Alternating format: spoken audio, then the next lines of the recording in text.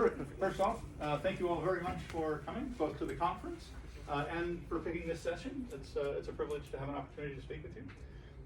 I've been introduced, but my name is Tim Stroh. I'm a third-year PhD candidate at RMIT University in Melbourne, Australia. And I'm here to talk about how to leverage evolved psychological mechanisms to increase openness and adoption. And hopefully help us all achieve what I think we're really all here to do, which is to make the world a little bit better of a place. One of the things that we all know, of course, open innovation works, right? Kind of the question is, why isn't everyone doing it? And of course, we also know that it encounters a number of barriers in the form of syndromes. We've all heard of not invented here, not thought of here, not used here, any number of these not heres. We also have fear of looking foolish syndrome.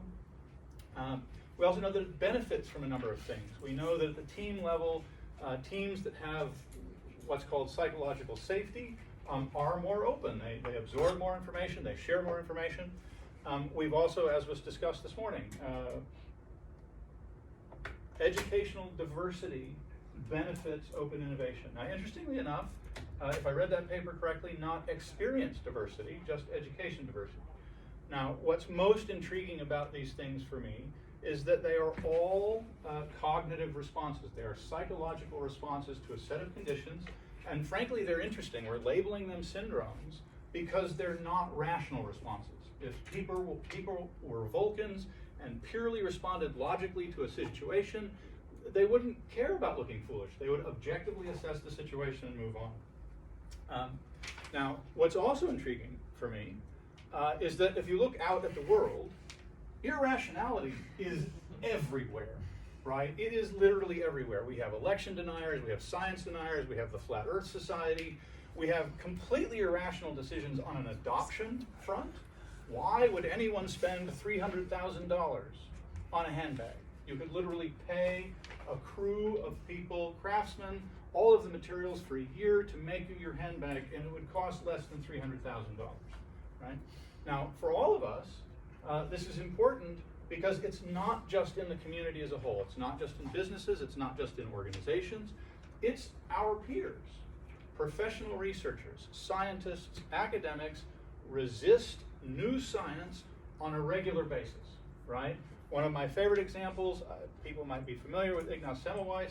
He's the gentleman that did the science that proved if you disinfect your hands, fewer people will die in hospital, right? He was delivering babies. Fewer babies, fewer mothers died if you disinfect your hands.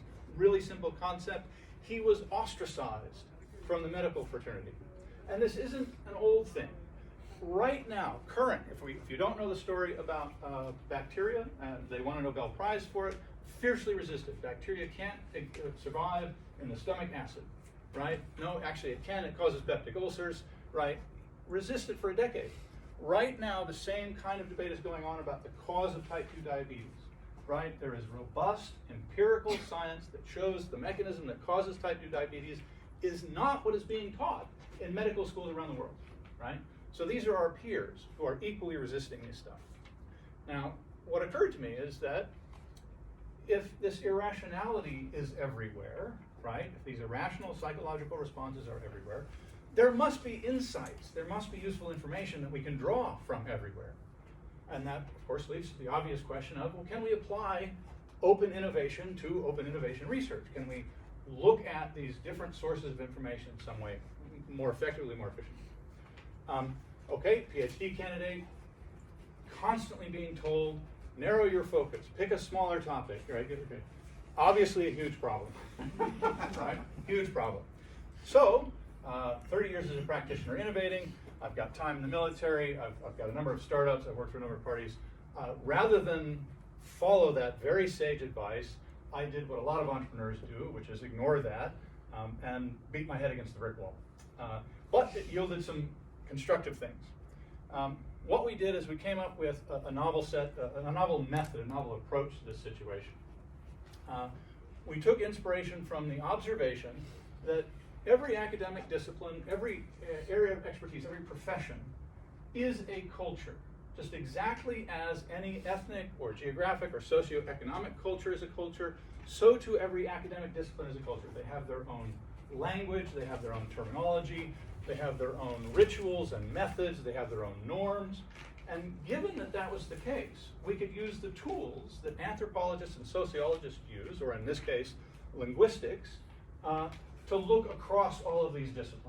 So we use semantic field analysis to identify labels, theories, phenomena being studied in individual disciplines, where they were also being studied in other disciplines, or we presumed they were being studied in other disciplines. They were being described uniquely, they had their own unique theories explaining them, but where all of those things shared semantic meaning, they shared elements of meaning. And we could say, all right, well, in economics, everyone studies conspicuous consumption, spending money to demonstrate your wealth and status. Status, of course, and class and prestige are prolific words in sociology and anthropology. If we look at ethology, the study of animal behavior, you have study of dominance behavior, right? Now, all of those things share semantic meaning. They are describing effectively people's behavior in pursuing a position in a pecking order.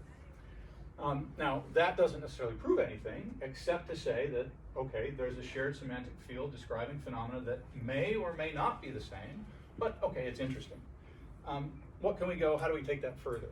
Well, we applied bibliometric analysis to this massive body of research now, collecting research using these terms from all these different disciplines, to establish empirically that while there are these beautiful clusters kind of per discipline or area of specialties, all of this research is interconnected. All of this research is in fact referring to similar concepts, similar underlying research, and actual references. I mean, that's what bibliometric looks at. Now again, it doesn't prove that these are the same phenomena. What it does do is give us an empirical basis to say, well, they are connected.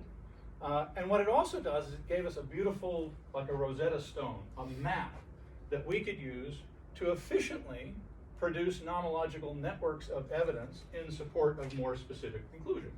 Now, nomological networks of evidence are common in lots of disciplines, but they're a well-established method in evolutionary psychology, where you don't have a fossil record, you can't look at a lineage of bones to draw conclusions. You have to be fairly creative in how you solve these problems. And in our case, for the nomological network of evidence, what we did is look for universality. Can we identify that these behaviors or this decision influence appears in cultures around the world? Does it not only appear in cultures around the world, is it cross-temporal? Can we establish it in hunter-gatherer populations? Can we establish it in the archaeological record? Okay, now we're getting interesting. This behavior, we can't say it's an evolved psychological mechanism yet, but it is certainly consistent.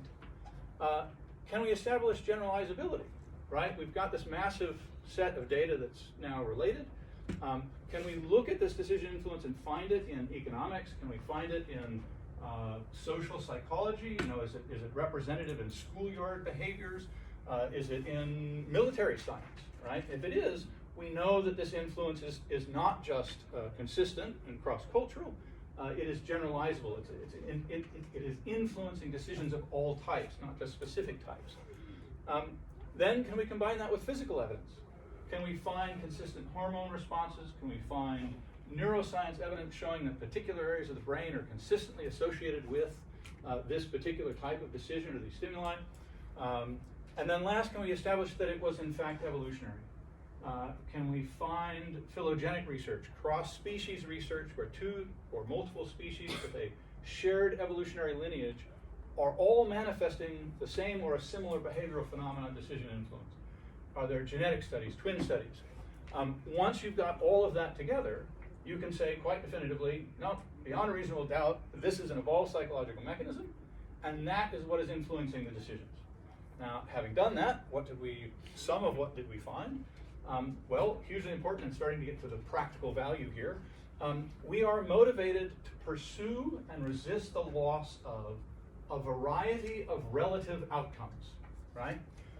We all want to belong. We all seek to belong to peer groups, friendship groups, referent groups. We resist ostracism. Possibly the strongest motivating factor across all humans is we avoid ostracism. We do not want to be ostracized. We pursue relative status, relative capability. Novelty, there are a variety of additional EPMs I won't go into. This word relative is hugely important.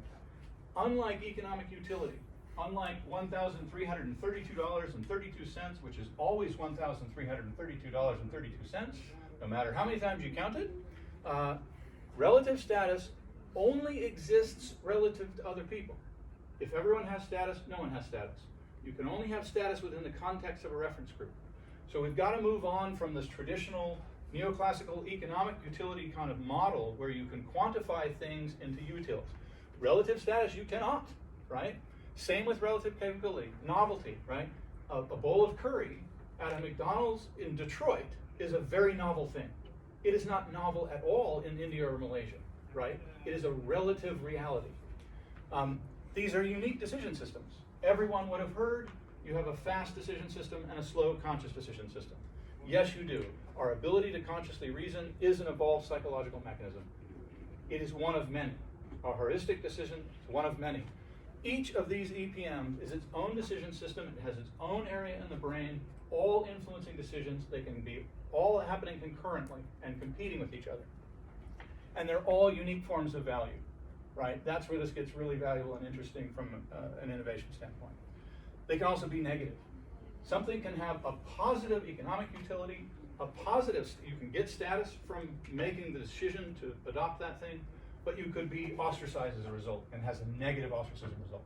And I'll running out of time here, so this impacts any publicly viewable decision too, right? Information, ideas, new social people who enter your social group, anything that's going to impact those EPMs is going to impact the person's decision in response to it.